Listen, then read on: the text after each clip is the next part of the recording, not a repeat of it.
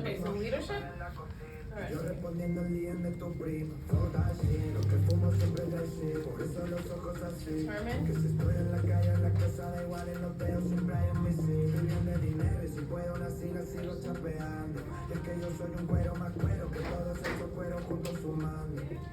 El gato persigue al ratón, el tonto dispara al hombre de cartón.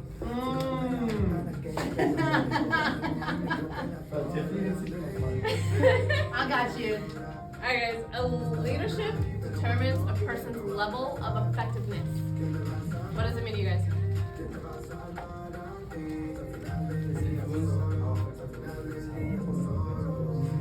Sorry, one more time? Influence towards people under his team, how much is he changing them, better. So like how much a leader can influence? Yeah. Okay. Yeah. Leadership determines a person's level of effectiveness. To be a leader, you have to be effective, right? What else?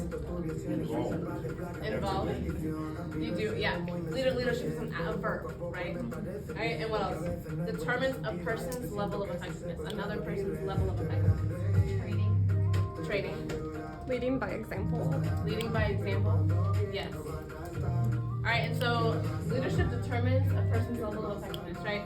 If you have a leader who absolutely cannot affect anybody in any kind of way, doesn't have that influence over them, then it's not really leadership, right? Or it's leadership in a bad way, which is even worse than no leadership at all, right? And so, you guys know like a flea? You know, like how dogs and cats have like fleas? Okay, so fleas, they're about like this big. Alright, but fleas can actually jump 150 times of their size. They have like a 36-inch vertical. Alright? So do I. Right? I'll dunk on you. Alright, fleas are these little powerful creatures. They have at least a 36-inch vertical. They can pull like 160,000 times their weight. Fleas are just, I know. Fleas are just strong. Yeah, ants can do the same thing. Alright, but fleas are just gross. Alright, so fleas, okay, so there was this researcher, he took a jar and he put like 5 or 6 fleas in there, right? And so, and the jar's like this big, it's not 36 feet tall, right? And so the fleas, you put them in there and you put the lid on and they just start jumping and jumping and jumping and they keep hitting the lid, like you can hear the little tink, tink, tinks, right? And so he kept them in there for a week. Right, and so the next day he came, the fleas were still just jumping and hitting the lid of the jar like over and over again. And then by the 3rd day, he went and he observed the fleas in the jar, and he saw that they were actually starting to jump less than they were like hitting the lid less hard, right? They were starting to adapt and they were starting to see the limitation that they had on themselves, and so they actually started to jump not as high, you know, their 36-inch vertical, as they could. And by the 4th day, they were actually jumping to right below the lid. They stopped hitting it. They realized that this was their new environment. They adapted to it. And so they started to jump just below the lid, but they would never hit it because they kept jumping. Please can't stop jumping, in fact. And so they adapted to their environment. And so whenever the researcher came back the next day, they were still just jumping. And like that was just their new life. They were jumping inside this jar. And so by the 5th day, he came back and he actually took the lid off of the jar. And do you guys know what happened? Yeah, they could not jump out of the jar because they were already confined to the limitations that the lid placed on them. And they actually never got back to their 36-inch vertical ever again. Yeah, so once they adapted, the flea, like it cannot jump higher than that ever again after it already decided to adapt to its environment that was placed onto it. Right, and so with this, they after the week they saw that like even if like these fleas they reproduced, their babies could not jump higher than that amount. Even though it had the capacity to jump 36 inches, it never did because it was never shown how to. It didn't know that it could because it never saw anybody else around it do that thing. So it knew, like in itself, it knew that it could only jump that high. Does that make sense? Yeah. Right, and so a lot of times I feel like with us, sometimes we're those fleas. And I feel like a lot of the times we don't even realize it, but we allow our environment to put limitations on us, or we allow ourselves to put limitations on us, and we never really perform to the full potential that we have. We never reach our 36-inch vertical. right? And so with the 6 fleas, and so they put other fleas in the jar with it, and they adapted to them versus them being able to jump higher. All the other fleas, they adapted to the fleas staying inside the jar. And so I feel like a lot of the times we are the flea. We allow the environment to decide our limitations versus altering the environment that we're in. Right, rather than altering the environment, rather than deciding to go into a new jar, rather than deciding to change our association, we allow the limitations to limit us, and you never really come out of that. Especially after you adapt something. You know how you learn a skill really, really well, and you get into the habit of learning that skill. You know how hard unlearning a skill is? Have you guys ever tried to do it? Yes. Unlearn a skill just to learn a new one? Yeah, right? And a lot of the times it never really reaches its full potential because of how integrated that thing is into you. Does that make sense? Right, and so a lot of the times I feel like we do that. I feel like the people that we associate with, right, that's why it's super important to like whenever you're deciding who you're going to spend your time with, who you're going to learn from, right? A lot of the times, if you're deciding to learn from or to be around from or to associate from somebody who never reaches their full potential of knowledge, never reaches the full potential of what you want to learn, you limit yourself, right? And a lot of times we do it without even realizing it. All right, when you're deciding to go hang out with your cross lines rather than to hop on networking calls. All right, whenever you're in the field and you decide to resource out with the person who's at the same level as you, doing this like 1 or 2 higher than you, than the person who's high rolling the nation. Right? A lot of the times you place that limitation on yourself because you are deciding how high you want to jump. And you decide to match that person's jump rather than finding new association, rather than resourcing out to people higher than you. Right? That's why whenever we network out with who? With people like 1 or 2 levels above us, right? Right? Not the people who are at the same level as you. Same thing with association. All right, and so whenever it goes into a lot of limitations that we allow ourselves to have, right? You're always going to be jumping below the lid that you decide for yourself. All right, nobody decides your lid for you. And I know a lot of the times it seems that way, right? We have mentors, we have people who teach us, we have people that we look up to. But if you know for yourself that your lid is limiting to where you want to go, you feel it. Right? Have you ever been in a situation where you don't know like what you're looking for or like the potential of the thing that you want to hit? Like you know, right? Like especially when you're not feeling it. And so rather than changing our lid, a lot of us just adapt ourselves to our environment rather than changing our environment. Right? You adapt yourself to the association that you have around you rather than finding new things to associate with, new people to associate with. Right? And so especially whenever we're like in the field, it goes into the things that we read, the things that we decide to watch on TV, right? The education over entertainment value.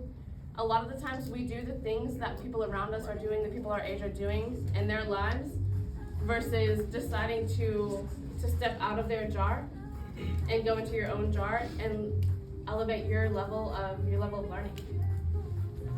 Right, you guys know what I'm talking about. Whenever you like take a sec to go like watch 3 episodes of the show that you've been behind on for 3 weeks because you don't want to take that time and read the book that you know you're supposed to read, right? Or the time that you want to like hop on the game with your friends just because you just miss them so much, rather than so you pick that versus deciding to make 3 networking calls. You're deciding your lid.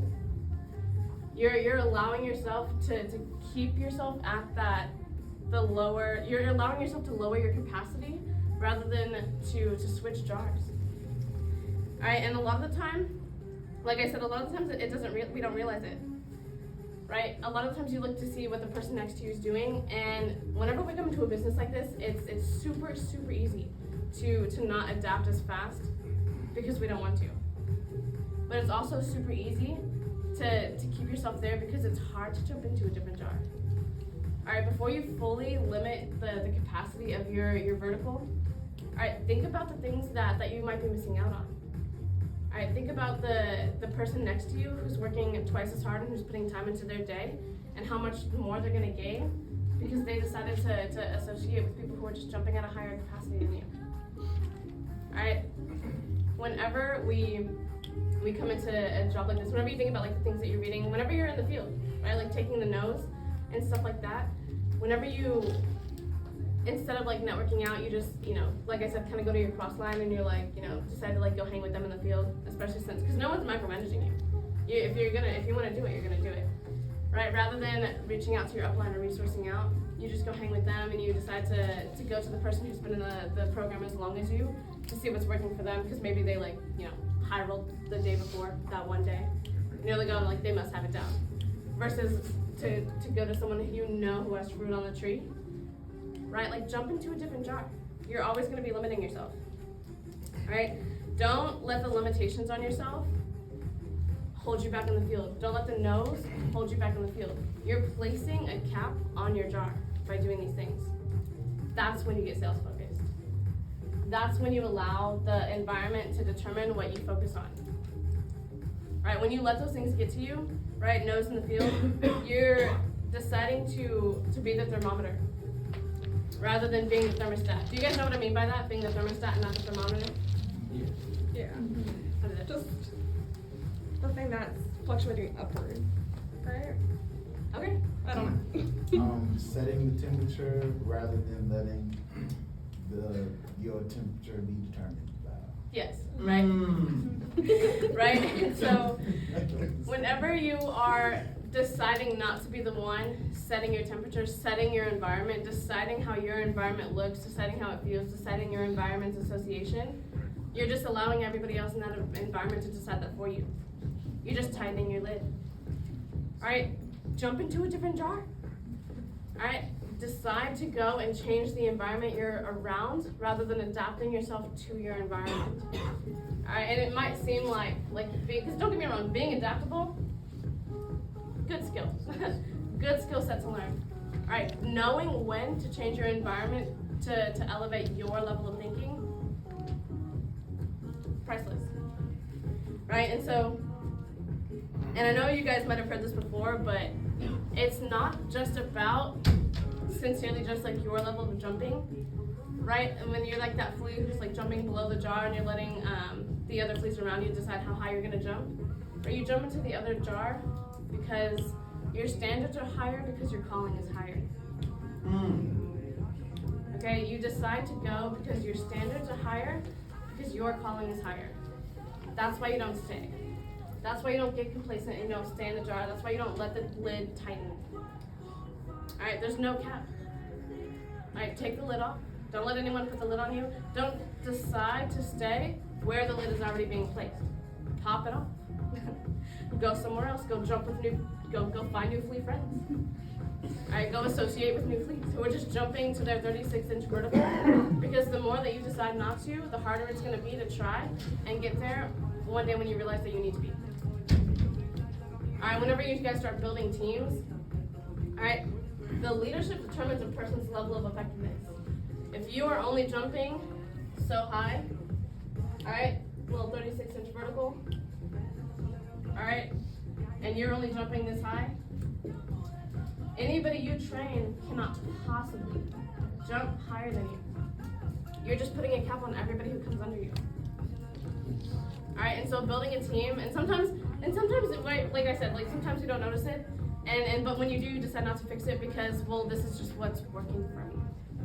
This is just what works for me, right? Like this is just what I've been taught for so long, and so like I know, like I see the lack, but I'm just not gonna do anything about it because this is just where I am in life. You guys know what I'm talking about? This is just what works for me. Like no, go associate with new fleas. Go find out what's working for them because their calling is higher too, which is why they're jumping out their 36-inch vertical and why you're stuck at 24.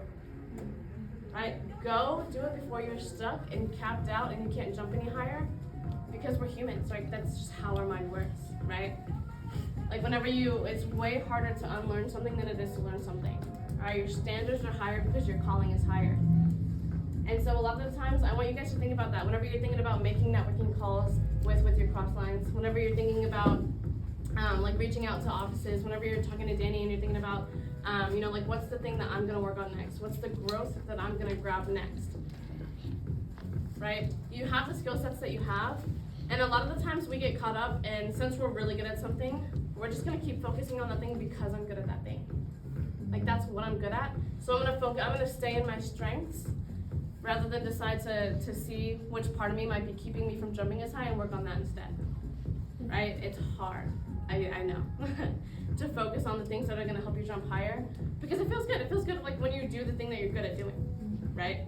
Like if you're good at doing that one thing, you're gonna keep doing that thing because you get recognition from it, because it's easy to teach other people that, right? But whenever you decide to limit your leadership by only focusing on the things that you're good at, you're just capping yourself and you're capping your team. Anybody under you will not be able to learn at a higher level of learning than you. All right? And so don't be afraid of jumping higher. All right, be the thermostat. All right, don't always adapt to your environment. Set the temperature. All right, see how many fleas, see who you can get to jump higher with you. Like, that's the point of this program, is not to have the complacency of, I made it. There's not an I made it kind of feeling in a people developing people business. You don't really make it anywhere. Like, and don't get me wrong, of course, like celebrate the small things, like celebrate the accomplishments. Know whenever you and your team are doing things good, celebrate the little things, and then keep going. All right, a lot of the times we have this feeling of like, oh, I made it. Like whenever you get into leadership, all right, this is this thing called leadership land. All right, sometimes, a lot of the times when that complacency and that stagnancy hits, whenever you're a leader and you feel like you're not growing, you haven't been, building leaders in a long time, a lot of it's just comfortability. Because you're comfortable and your lid is set, your tone is set, your environment is set. Change your environment and jump higher because your calling is higher. All right, whenever you guys are out in the field today, I want you to think about, like especially like when you're thinking about like hitting LOA, like how many talk tos you have, right? How many people you resource out to, who you're resourcing out with. Check on your downlines, check on your crosslines, and see who they're resourcing out with, because you caring about their association is only going to elevate your work. You guys think you can use that today? Yeah. Bet. All right. Thank you, Alexis.